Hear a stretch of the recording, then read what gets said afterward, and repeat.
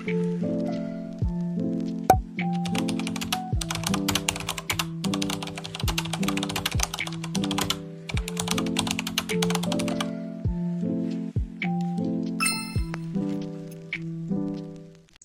everyone, this is Sixth Sense reflection video for chapter 12 and 13.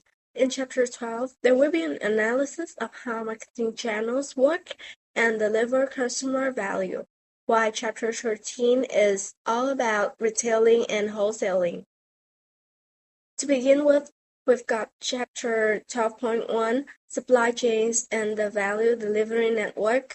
A company cannot work alone for the whole process of delivering customer value, so that it has to cooperate with some upstream or downstream partner, or can be both. Upstream partners can be farmers and suppliers who are responsible for providing high-quality inputs. Cafe chains like Highlands or Trung Luncheon usually take this kind of partnership, while downstream partner can be supermarkets, convenience stores. Nestle and PepsiCo usually take this kind of partnership in order to expand their distribution. Several concepts being applied for a delivery network. Supply chain holds the make and sell view, by which raw materials from suppliers serve as the starting point, while demand chain with the sense and response view tends to be more like logical, since it starts from identifying customer needs and then seeking the resources. Next is about the nature and importance of marketing channels, a key part of how products reach consumers. A marketing channel or distribution channel is a set of interdependent organizations that help make a product or service available for use or consumption. Simply put, it's the part that connects producer to final buyer. Now, why are these channels so important? Channel members add value by bridging the gaps of time, place, and perception between producers and consumers. They make sure that products are available when, where, and how consumers want them. For example, they perform important functions like financing or risk-taking. In financing, companies like Samsung provide credit to retailers so they can stock products or services like PayPal credit, let consumers buy now and pay later. In risk-taking, retailers such as Best Buy take the risk of buying and holding inventory that might not sell, while insurance companies may help cover logistic risks. Finally, we can classify marketing channels by numbers of levels involved.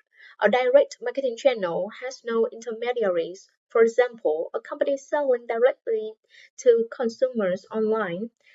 An indirect channel, on the other hand, includes one or more intermediaries, such as wholesalers or retailers.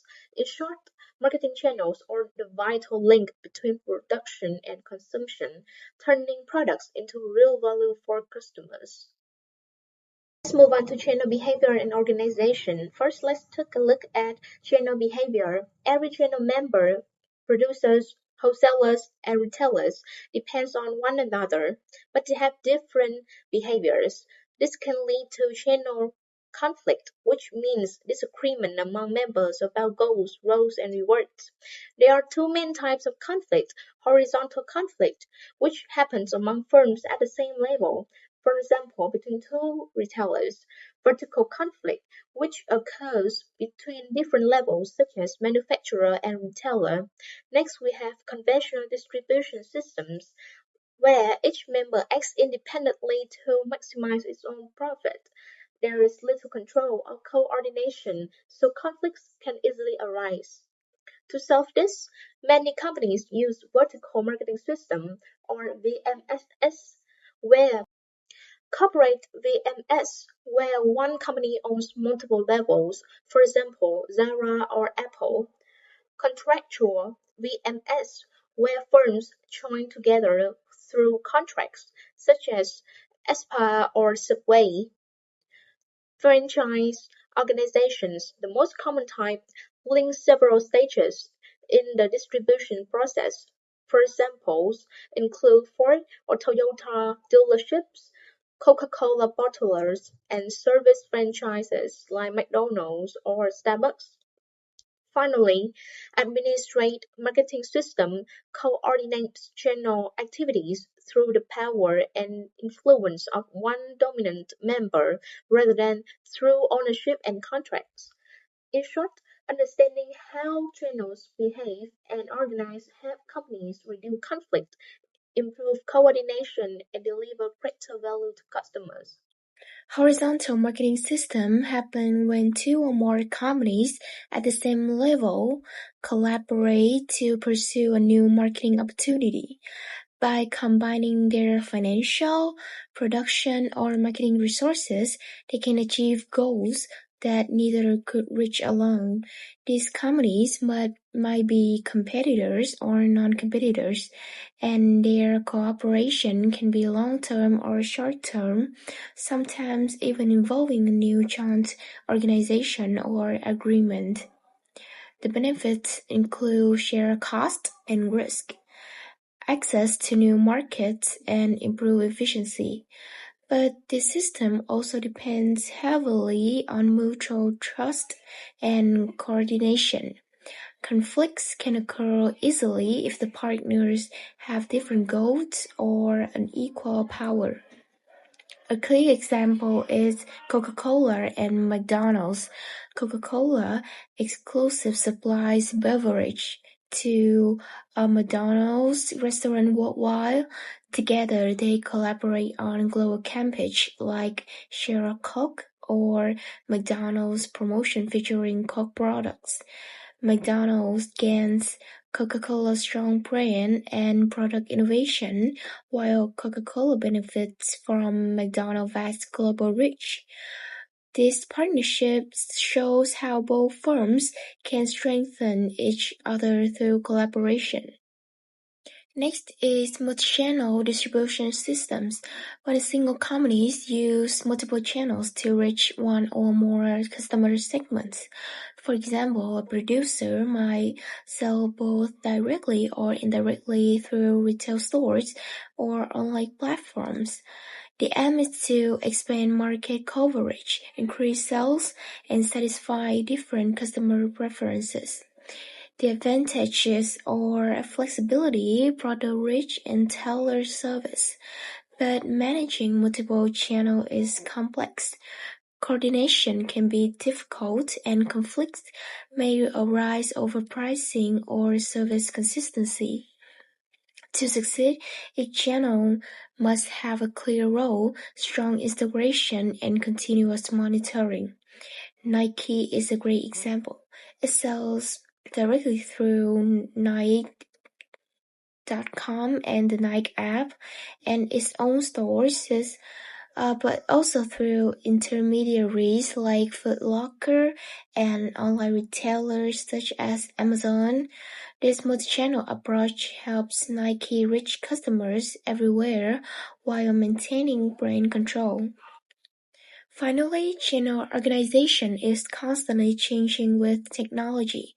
Disintermediation, when producers cut out intermediaries and sell directly to customers, is a major trend.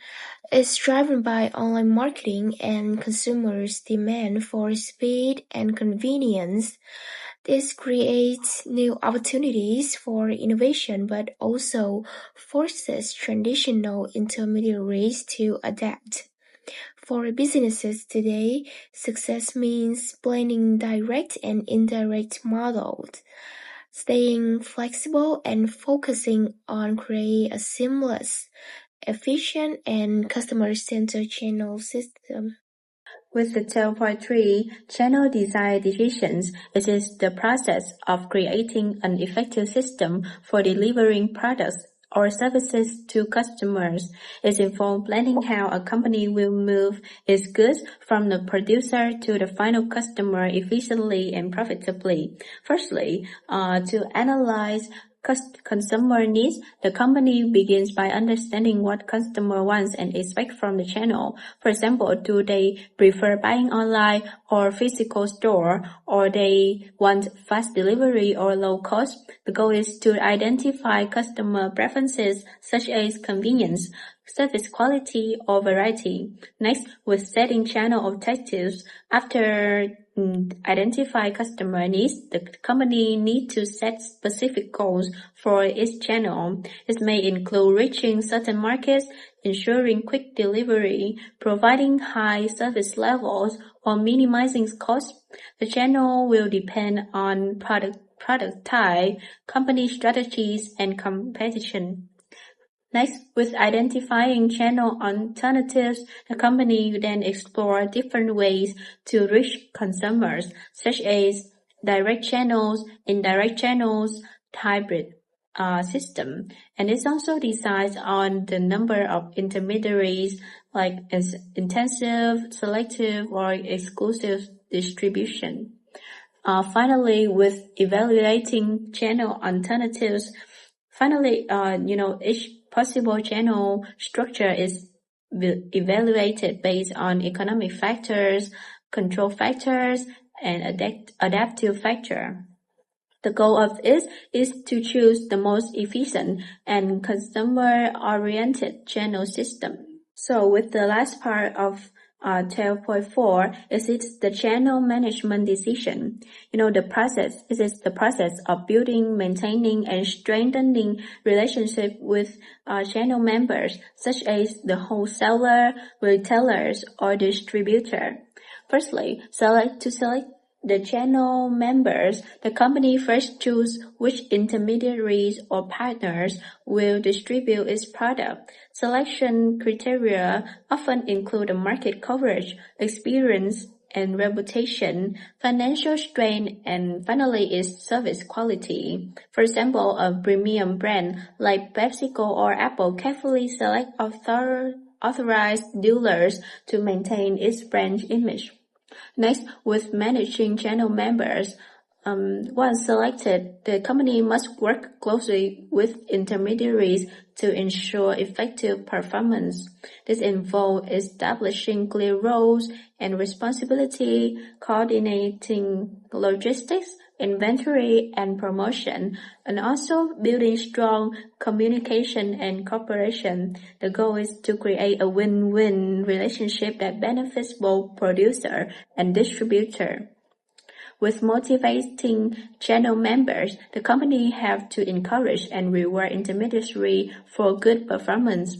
Motivation tools may include incentives, training and marketing support, or joint promotions or co-branding. For example, Coca-Cola provides its retailer with display materials and sales training to boost performance. And then, with evaluating channel members, the company must regularly assess each channel member performance. And, the evaluation criteria may include sales volume, inventory levels, customer service quality, and delivery time and cooperation. However, poor performing partners may be replaced or given support to improve. With object to 13.3, retailing. A retailer in any business wholesale readily comes from selling goods or services directly to final consumers. For their personal, non-business use, retailers play a crucial role as channel member. Example of major store retailer style include department store, specialized store, and discount store. Understanding these different types such as contracting a full-service retailer like Blood-Mindale with an independence of private retailer like TG Moss is the key to wrapping the diversity of the industry. Next one is the 13.2 retailer marketing decision. To success, retailer must define their target market and decide how to position themselves in that market. One market is segment and position is chosen. The retailer must build a viable retail marketing mix, the specific combination of product, price, promotion, and place. First one is product decision. This involves deciding on the product, assortment, service mix, and sold atmosphere. Second, in price decision. Retailer must establish a pricing approach that fits their target market and positioning. For instance, a high-end department store will adopt a different pricing approach than a discount retailer. Third is promotion decision. The decision focuses on using the promotional tool like advertising and personal selling to reach and influence target customer. The final one is places decision. Location is absolutely critical to retail success. Retailer must sell at location accessible to the target market. We have retailing trends and developments. So first up, we have tighter consumer spending. This is due to down economics or economic recessions, which means that customers are less likely to purchase something because of their lower buying power. Now, certain retailers can benefit from this, but mostly they do not due to the tighter consumer spending. And then next up, we have new retail forms, shortening life cycles, and retail convergence. New retail forms emerge to meet the demands of consumers and different situations. The new life cycle of retail forms are getting much shorter, and so retailers have to adapt. This is because many retailers exist. Customers can simply search for a cheaper alternative to one of their items.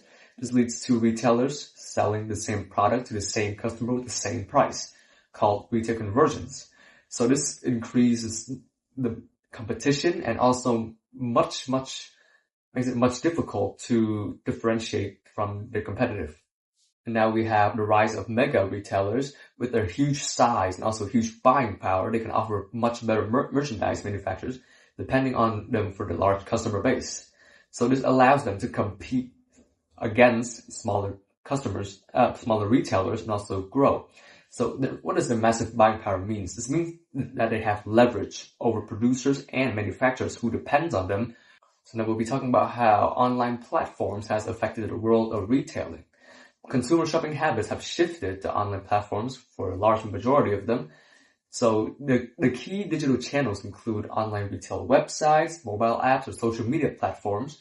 Now, because of this, there emerges two types of buyers nowadays: showroomings, shoppers who examine the product in real life, but then purchases it online. So now as the line between in-store buying and then online shopping is getting increasingly blurred, because more consumers are getting a lot more comfortable with technology, so they use both channels interchangeably. So they expect for a seamless, unified shopping experience, as well as they research and purchase across all platforms.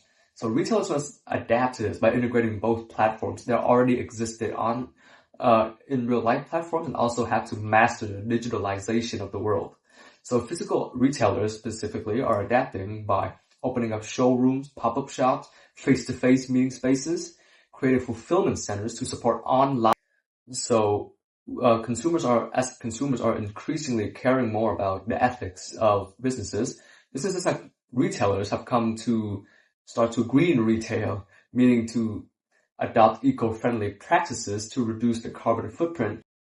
And lastly, we have global expansion of major retailers. So retailers have tried but failed to expand their operations globally. Say for Walmart, the most successful retailers in the US did not appear in our country, Vietnam, for example. So there are many retailers who are trying to expand their operations globally. Some have succeeded, but some have also failed. And next up, I'm going to be talking about wholesalers, not retailers. Wholesalers are people who sell to buyers who intend to use them for business purposes or to resell the items that they buy. So typically, wholesalers sell a product to retailers, industrial customers, or other wholesalers. Many major wholesalers are very unknown to the final customer due to them working with the business side of things and not the consumer side of things. And wholesalers add value through these key channel functions. So we have merchant wholesalers, which would be the largest group. They take title to the goods they sell. Anything that they sell, they will put their own brand title onto it.